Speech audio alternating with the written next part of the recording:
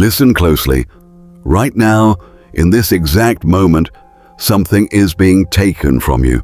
Not your money, not your possessions, not even your time in the usual sense. Something far more valuable, your mind. And the most dangerous part is not that it is being taken. It is that you are allowing it to be taken.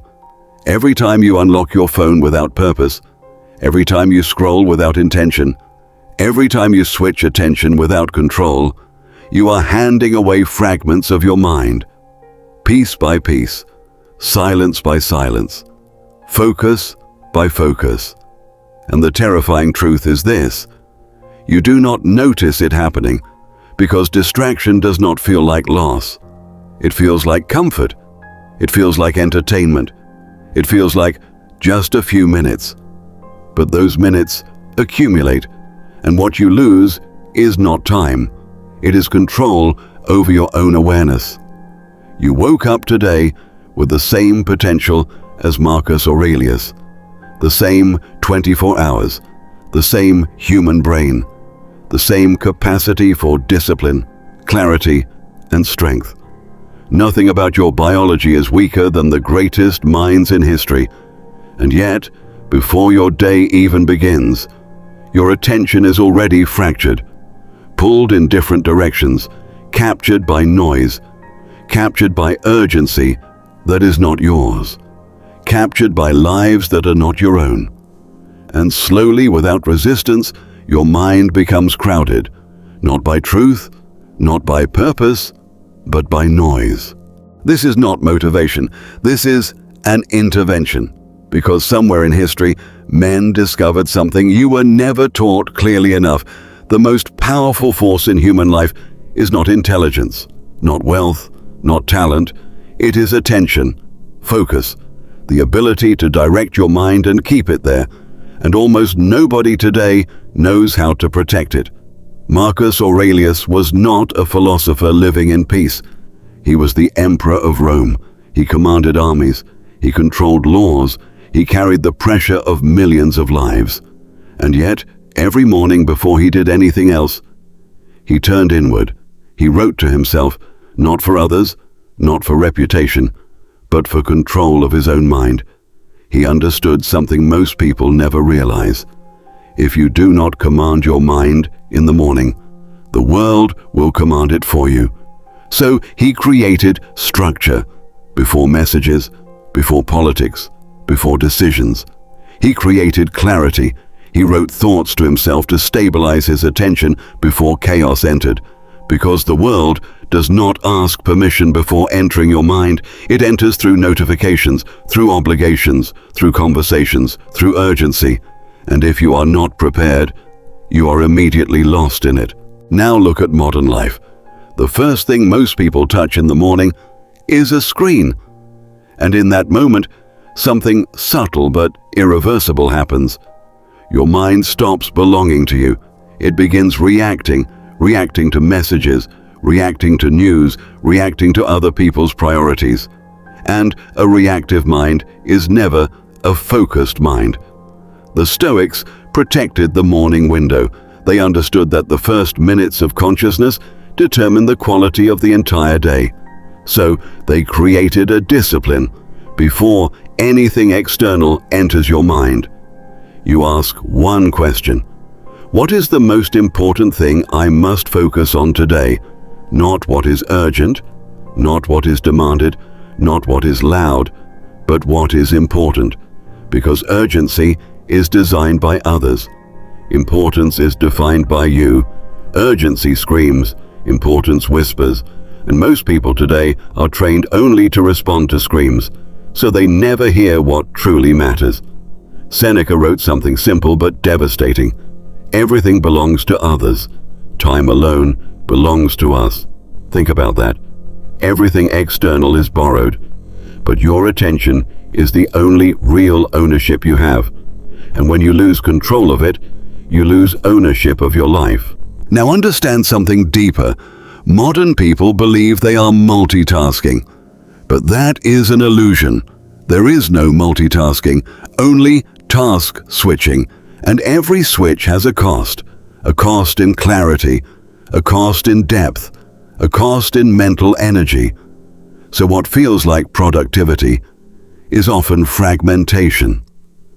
Seneca observed this long before technology existed. He said, "To be everywhere is to be nowhere." Because when your attention is everywhere, your life becomes nowhere in depth. Look at your own behavior. You start something, then you check something else, then you return, then you lose momentum, then you restart.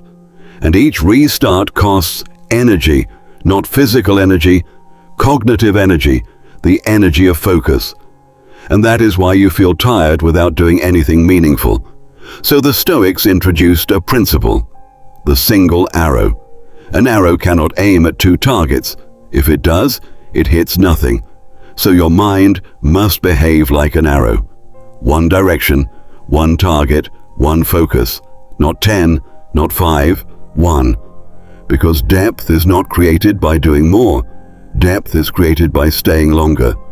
Staying longer in one thought, one task, one line of reasoning, one action, until it fully unfolds. Cato the Elder was feared not because he was aggressive, but because he was undivided. When he worked completely. When he spoke completely. No fragmentation, no internal division. And that made him powerful in a way modern attention cannot replicate. Now understand something fundamental. Your problem is not lack of time. Your problem is divided attention. Because a divided mind cannot produce deep results. It can only produce shallow movement.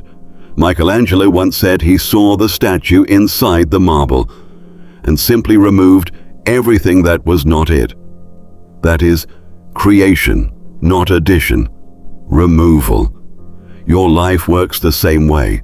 Your best self is already inside you, but it is buried under habits, under noise, under distraction, under unnecessary commitments. So the Stoic question becomes simple. What must be removed? Not what must be added. What must be removed? Because clarity is not built, it is revealed. Marcus Aurelius wrote, "If you seek tranquility, do less, not more, less." And that word destroys modern thinking, because modern thinking believes progress is accumulation. But Stoic thinking understands progress is elimination. Now imagine your day, every unnecessary action removed, every distraction cut, every meaningless input eliminated. What remains is not emptiness. What remains is power, concentrated power, like a lens focusing light into heat. Marcus Aurelius ruled during war, during plague, during instability, and yet he still created philosophy that survives 2,000 years. How? Because he protected time, not leftover time, not convenient time, protected time. He created what we now call fortress time, a period of complete isolation from distraction, no interruption, no negotiation, no exception, just deep work. And this is where most people fail, because they believe focus will appear naturally. It does not. Focus must be defended, like territory, like a fortress. Without protection, everything enters. Messages enter, thoughts enter, noise enters, and your mind becomes occupied by everything except what matters. So, Stoics built walls, not physical walls, mental walls, boundaries of attention. And inside those walls, real thinking happens. Marcus Aurelius also understood something painful but freeing. You could leave life at any moment, not metaphorically, literally, at any moment. And that truth changes behavior, because suddenly nothing feels infinite, nothing feels guaranteed, nothing feels endless. And when life stops feeling endless, you stop wasting it. So ask yourself, if this moment was your last moment of clear consciousness, Would you waste it on distraction? Would you scatter it across meaningless inputs? Or would you direct it towards something real? The Stoics were not trying to be dramatic. They were trying to be precise. Because clarity requires honesty, and honesty begins with mortality. You are not promised tomorrow. You are not guaranteed another hour. You are only here now, this moment, this awareness, this breath. And if you understand that deeply, you stop living reactively. You start living deliberately. And that is the entire Stoic system. Not theory, not philosophy, but control of attention. Because whoever controls attention controls life. So the final question is simple, not philosophical, not abstract, practical. Right now, where is your attention, and is it yours? Because if it is not, then nothing else you build will ever be fully yours either.